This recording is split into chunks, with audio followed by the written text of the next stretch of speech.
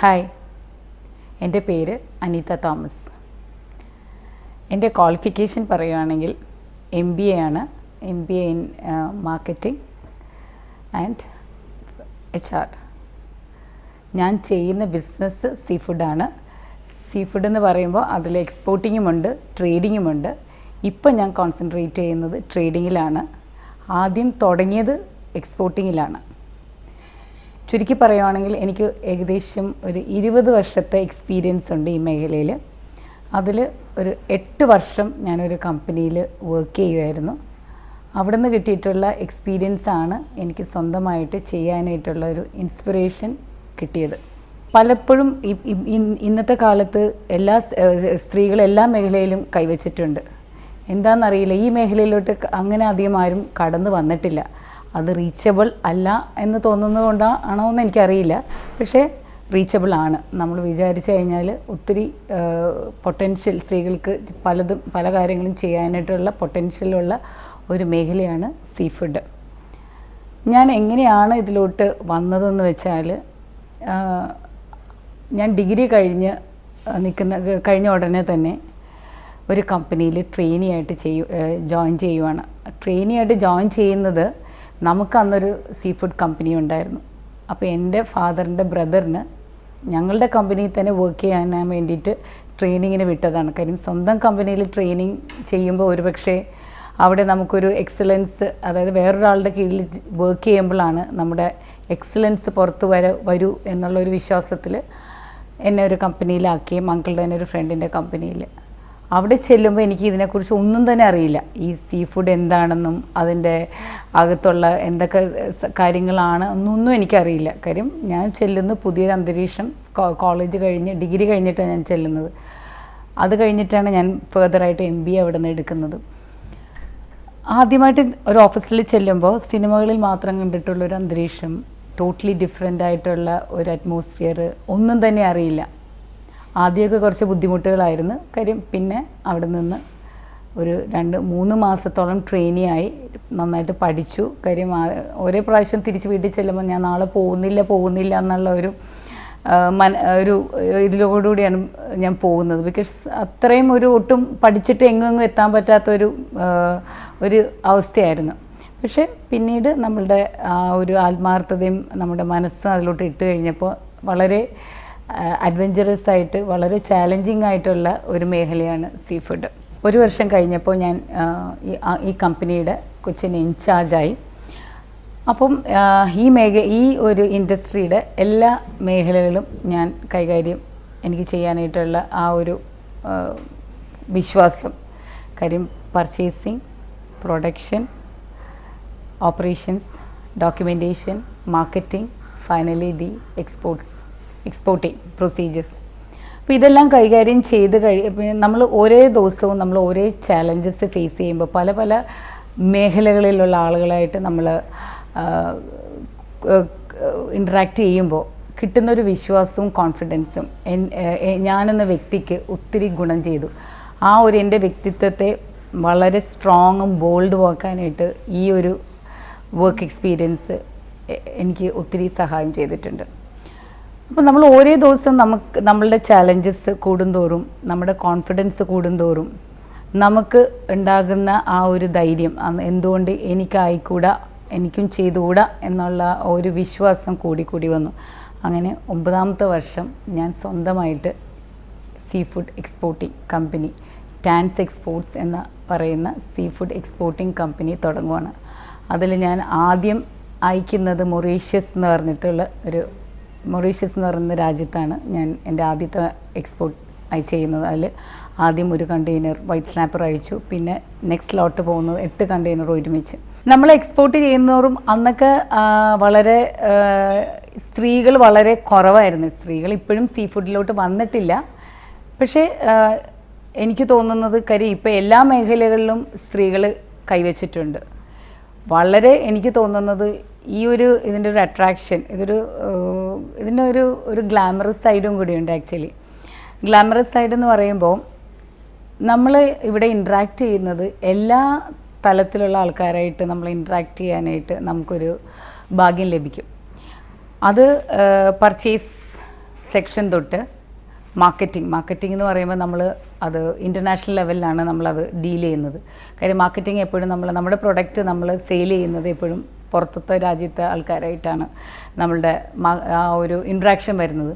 അത് നമുക്ക് ഒത്തിരി ഗുണം ചെയ്യും. ബിക്കോസ് എന്താണെന്ന് വെച്ച് കഴിഞ്ഞാൽ ആ പുറത്തുള്ള ആൾക്കാരായിട്ട് നമ്മൾ ഇൻട്രാക്ട് ചെയ്യുമ്പോൾ അവരുടെ കുറേ കാര്യങ്ങൾ നമുക്ക് പഠിക്കാൻ പറ്റും, നമ്മുടെ കുറേ കാര്യങ്ങൾ അവർക്ക് പഠിക്കാൻ പറ്റും. പിന്നെ ഇതിൻ്റെ ഒരു ഏറ്റവും വലിയ ഒരു ചാലഞ്ച് എന്ന് പറയുന്നത് നമ്മൾ അതായത് ഇൻ്റർനാഷണൽ മാർക്കറ്റ് എപ്പോഴും നമ്മളിങ്ങനെ നോക്കിക്കൊണ്ടിരിക്കും. അപ്പോൾ അതിന് നമ്മളെ എപ്പോഴും അപ്ഡേറ്റ് ചെയ്തുകൊണ്ടിരിക്കും. ഈ അപ്ഡേറ്റ് ചെയ്യുമ്പോൾ നമ്മുടെ നോളേജ് നമ്മൾ ഇൻക്രീസ് ആവുകയാണ് ചെയ്യുന്നത്. കാര്യം ഇതിൻ്റെ ഒരു പ്രത്യേകത എന്താണെന്ന് വെച്ച് കഴിഞ്ഞാൽ പല ലോട്ടും പോകുന്ന ഈ ഒരു മാർക്കറ്റ് പല രാജ്യത്തിനും പല പോളിസീസ് ആയിരിക്കും, പല മാർക്കറ്റ് പ്രൈസസ് ആയിരിക്കും.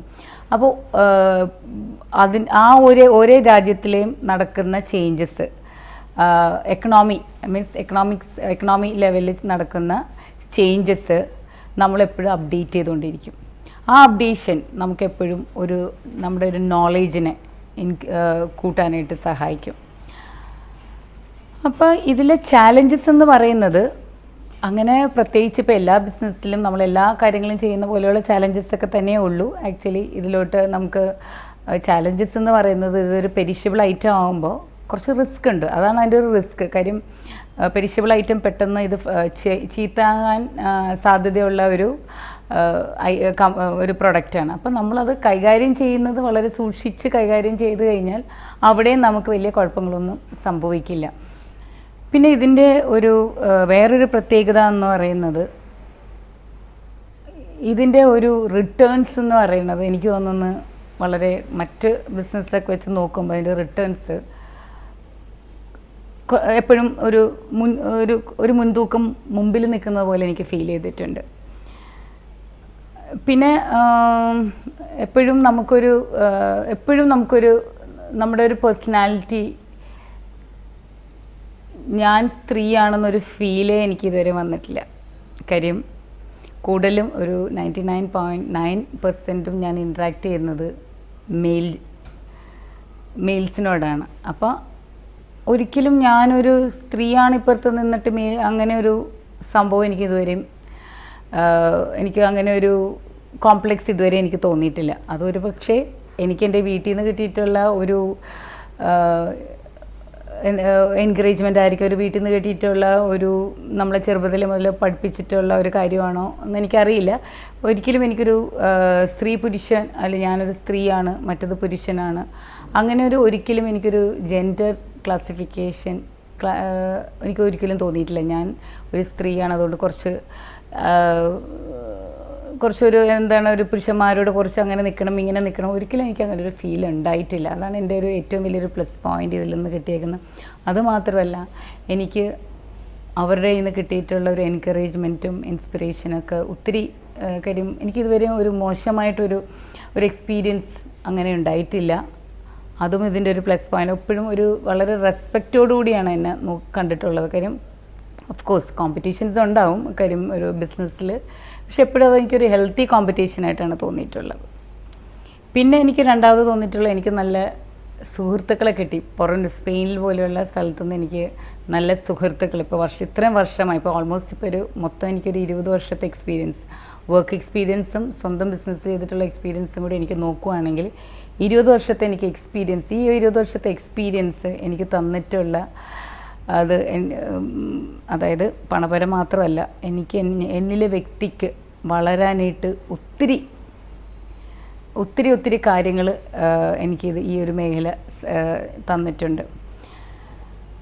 പിന്നെ എന്നെക്കുറിച്ച് പറയുവാണെങ്കിൽ എനിക്ക് ഈ ഒരു ബിസിനസ് കഴിഞ്ഞിട്ട് എനിക്ക് ഇഷ്ടമുള്ളൊരു മേഖല എന്ന് പറയുന്നത്, എൻ്റെ പാഷൻ എന്ന് പറയുന്നത് ഡാൻസിങ് എനിക്കിഷ്ടമാണ്, ക്ലാസിക്കൽ അത് പഠിക്കുന്നുണ്ട് ഇപ്പോഴും. പിന്നെ അഭിനയിക്കാൻ ഇഷ്ടമുണ്ട്. ഞങ്ങൾക്കൊരു തിയേറ്റർ ഗ്രൂപ്പുണ്ട്, എല്ലാ വർഷവും ഞങ്ങൾ നാടകം അവതരിപ്പിക്കും. ഡാൻസ് എനിക്ക് 2 മക്കളാണുള്ളത്, ഞങ്ങൾ 3 പേരും ഡാൻസ് ചെയ്യാറുണ്ട്. ഇപ്പം സീ ഫുഡ് നോക്കുവാണെങ്കിൽ ഒരു മെയിൽ ഡോമിനേറ്റഡ് ബിസിനസ് ഏരിയയാണ്. പലപ്പോഴും നമ്മൾ കേട്ടിട്ടുണ്ട് മെയിൽ ഡോമിനേറ്റഡ് തലങ്ങളിൽ ഏരിയാസിൽ ഒരു സ്ത്രീ വന്നാൽ വിജയിക്കുമോ എന്നുള്ളത്. പക്ഷേ എൻ്റെ അനുഭവം നേരെ മറിച്ചാണ്. ശരിക്കും പറഞ്ഞാൽ എനിക്ക് ആ ഒരു മെയിൽ ഡോമിനേറ്റഡ് ഫീൽഡാണെങ്കിൽ കൂടി എനിക്ക് ശരിക്കും പറഞ്ഞു കഴിഞ്ഞാൽ അങ്ങനെ ഒരു ബുദ്ധിമുട്ടുകൾ എൻ്റെ ഒരു ശതമാനം പോലും എനിക്ക് ഒരു ബുദ്ധിമുട്ട് എനിക്ക് തോന്നിയിട്ടില്ല. ഓഫ് കോഴ്സ് കോമ്പറ്റീഷൻ ഉണ്ടാവും, അത് ഞാനൊരു ഫീമെയിൽ ആയതുകൊണ്ടല്ല, അതൊരു ആരാണെങ്കിലും ഉണ്ടാകുന്ന ഒരു ഹെൽത്തി കോമ്പറ്റീഷൻസ് മാത്രമേ ഉണ്ടായിട്ടുള്ളൂ. അല്ലാതെ ഒരു സ്ത്രീയാണ് അവരെ ഇച്ചിരി താത്തണം, അല്ല അവരുടെ ഒരു ഇത് അങ്ങനെ എനിക്ക് ഇതുവരെ ഒരു ബുദ്ധിമുട്ട് ഉണ്ടായിട്ടില്ല എന്ന് തന്നെയാണ് ഞാൻ എൻ്റെ ഒരു ഓർമ്മയിൽ എടുത്ത് തിരിച്ച് നോക്കുകയാണെങ്കിലും എനിക്ക് അങ്ങനെ ഒരു മെയിൽസിൻ്റെ നിന്ന് എനിക്കൊരു പുരുഷന്മാരുടെ നിന്ന് ഒരിക്കലും ഒരു ബുദ്ധിമുട്ട് ഇതുവരെ ഉണ്ടായിട്ടില്ല. എൻ്റെ ഫാമിലി എപ്പോഴും വളരെ സപ്പോർട്ടീവായിരുന്നു, പ്രത്യേകിച്ച് പെൺകുട്ടികളെ. കാര്യം അവരെ ഒരിക്കലും ഒരു വീട്ടിൽ തളച്ചിടാനായിട്ട് അങ്ങനെയല്ല വളർത്തിയിട്ടുള്ളത്. ചെറുതിലേ മുതലേ വളരെ ബോൾഡായിട്ട്, പ്രത്യേകിച്ച് ഞങ്ങളൊരു ജോയിൻറ്റ് ഫാമിലിയിലാണ് വളർന്നത്. ജോയിൻറ്റ് ഫാമിലിയിൽ എൻ്റെ അച്ഛൻ്റെ അമ്മ അവർ വളരെ ബോൾഡായിട്ടുള്ള ഒരു ലേഡി ആയിരുന്നു. അവരൊരിക്കലും ഞങ്ങളോട് ഒരു അടുക്കളയിലിരുന്ന് അല്ലെങ്കിൽ പെൺകുട്ടികൾ ഇങ്ങനെയാണ് അങ്ങനെ ആവണം എന്ന് ഒരിക്കലും പറഞ്ഞിട്ടില്ല. പക്ഷെ അവരെപ്പോഴും ഞങ്ങളോട് പറഞ്ഞിട്ടുള്ള, ചെറുതിലേ മുതൽ പറഞ്ഞിട്ടുള്ള ഒരു കാര്യം എന്താണെന്ന് വെച്ച് കഴിഞ്ഞാൽ, പെൺകുട്ടികളായാലും സ്വന്തം കാലിൽ നിൽക്കണം, സ്വന്തമായിട്ട് സമ്പാദിക്കണം. നമ്മൾ മറ്റുള്ളവരുടെ മുമ്പിൽ നമുക്ക് ചിലവിന് വേണ്ടി അല്ലെങ്കിൽ നമ്മുടെ ആവശ്യത്തിന് വേണ്ടി കൈ നീട്ടുമ്പോൾ നമ്മളുടെ വ്യക്തിത്വം അത് വളരെ കുറഞ്ഞു പോവും. അങ്ങനെ വരാതെ നോക്കേണ്ട ഒരു ഉത്തരവാദിത്തം നിങ്ങൾക്കാണ്. അപ്പോൾ ഇതെല്ലാം ഞങ്ങൾക്ക് വളരെ മെൻ്റലി കുഞ്ഞിലേ മുതൽ വളരുമ്പോൾ ഇതെല്ലാം നമ്മുടെ ഉള്ളിൽ വളരെ അടിത്തറയിട്ട് നമ്മൾ എന്താ പറയുക, നമ്മൾ അടിത്തറയിട്ട് പാകി വരുമെന്ന് പറയുന്നില്ലേ, അതെല്ലാം വളരെ സ്ട്രോങ് ആയിട്ട് നമ്മുടെ മനസ്സിൽ കിടപ്പുണ്ടായിരുന്നു. ഇതെല്ലാം പിന്നീട് ഇതെല്ലാം വളരെ എനിക്ക് ഗുണം ചെയ്തു. എനിക്കെന്നല്ല, എൻ്റെ കസിൻസിനും അല്ലെങ്കിൽ എൻ്റെ കൂടെ ഞങ്ങളുടെ ഒപ്പം എല്ലാവർക്കും തന്നെ ഇത് വളരെ ഗുണം ചെയ്തിട്ടുള്ള ഒരു അഡ്വൈസായിരുന്നു, അല്ലെങ്കിൽ അങ്ങനെ ഒരു അറ്റ്മോസ്ഫിയർ ആയിരുന്നു എൻ്റെ വീട്ടിലുണ്ടായിരുന്നത്. കാര്യം എൻ്റെ ഫാദറിനായിരുന്നെങ്കിലും വളരെ മോള് ഒരു ബിസിനസ് ലേഡിയാണ്, അല്ലെങ്കിൽ മോൾ എന്തെങ്കിലും ഇത് ചെയ്തു, അല്ലെങ്കിൽ മോൾ ഇങ്ങനെ ചെയ്യുമ്പോൾ വളരെ എപ്പോഴും എൻകറേജ്മെൻറ്റ്സേ തന്നിട്ടുള്ളൂ. ഒരിക്കലും അങ്ങനെ പാടില്ല, ഇങ്ങനെ പാടില്ല ഒന്നും ഒരിക്കലും പറഞ്ഞതായിട്ട് എൻ്റെ ഒരു ഓർമ്മയിലില്ല. കാര്യം എന്തെങ്കിലും ഒരു ആവശ്യത്തിന് എൻ്റെ കൂടെ വരണമെങ്കിൽ എൻ്റെ ഫാദർ വരും, എൻ്റെ ബ്രദേഴ്സ് വരും. അപ്പോൾ അതിനൊക്കെ വളരെ എൻ്റെ ഫാമിലി എപ്പോഴും സപ്പോർട്ടീവായിട്ട് ആണ് എനിക്ക് നിന്നിട്ടുള്ളത്. പിന്നെ എനിക്ക് കിട്ടിയിട്ട് ഇപ്പോൾ പറഞ്ഞതുപോലെ വീടും എനിക്ക് മാനേജ് ചെയ്യാനായിട്ട് സാധിച്ചത് ചെറുതിലേ മുതൽ കിട്ടിയിട്ടുള്ള, അതും ചെറുതിലേ മുതൽ എനിക്ക് കിട്ടിയിട്ടുള്ള ആ ഒരു ഗുണപാഠങ്ങളാണ്. കാര്യം നമ്മൾ ജോലിയോടൊപ്പം തന്നെ നമ്മുടെ കുടുംബം നോക്കുമ്പോഴാണ് ഒരു സ്ത്രീക്ക് ഒരു പൂർണ്ണത വരുന്നതെന്നെല്ലാം പറഞ്ഞ് പഴയ കാലത്ത് എൻ്റെ അമ്മാമ്മ പറയുമായിരുന്നു. അപ്പോൾ അതിൻ്റെ ഒപ്പം തന്നെ ഞങ്ങളെയൊക്കെ അടുക്കള ജോലി പഠിപ്പിക്കാനും പാചകം ചെയ്യാൻ പഠിപ്പിക്കാനും എല്ലാം അമ്മാമ്മ സമയം കണ്ടെത്തിയിരുന്നു, ശ്രദ്ധ ചെലുത്തിയിരുന്നു. അപ്പോൾ ഇതെല്ലാം പിന്നീട് എനിക്ക് വളരെ ഗുണം ചെയ്തിട്ടുള്ള കാര്യങ്ങളാണ്. ഞാൻ ഒരു അഡ്വൈസ് കൊടുക്കാനായിട്ട് ആയിട്ടുണ്ടോ എന്ന് എനിക്കറിയില്ല.